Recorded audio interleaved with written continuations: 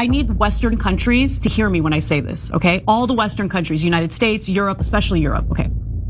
I don't want to hear any whining about the Islamification of your country because of mass migration. As you aid and abet, or at best case scenario, just remain silent at what's happening in the Middle East because Israel wants to build their empire. Okay, the mass displacement that we've seen in the Middle East is the result of us going into countries, bombing countries, overthrowing, governments that Israel doesn't like. All of that stuff has led to mass migration of Muslims. You think they want to go to your stanky ass country? No, I think they would rather be in their homeland, but they can't live in their homeland because it's been bombed to smithereens. That's the reality of the situation. So if you don't want the Islamification of your country, how about you stop aiding and abetting Israel in their disgusting land grabs and empire building? How about that?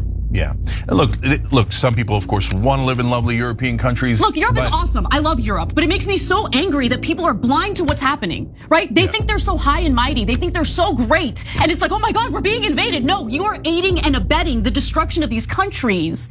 Where do you think people are going to go? What do you think is happening with the Palestinian people right now? So let me give you a quick example. So Israel's been agitating for a regime change in Iraq. They got us to do it, congratulations. And this is not speculation. This is all Israeli prime ministers, Netanyahu, Sharon, saying, we want America to attack Iraq. Iraq is our #1 enemy. Now they're saying Iran is our #1 enemy. We want you to attack Iran. And they have said this for different countries in the Middle East. And they've been trying to destabilize the Assad regime for a long time in Syria. Now the Assad regime was terrible and dictatorial, right? So it had plenty of its own problems. But they were looking to destabilize it so they can grab Western Syria. They destabilized it. They did grab Western Syria. They have Western Syria as we speak. But what was the consequence of that? It pushed that entire war and that destabilization pushed Syrians into many countries, other Middle Eastern countries, other European countries. My parents' hometown in Turkey was near the Syrian border. Now it is filled to the rim with Syrian refugees.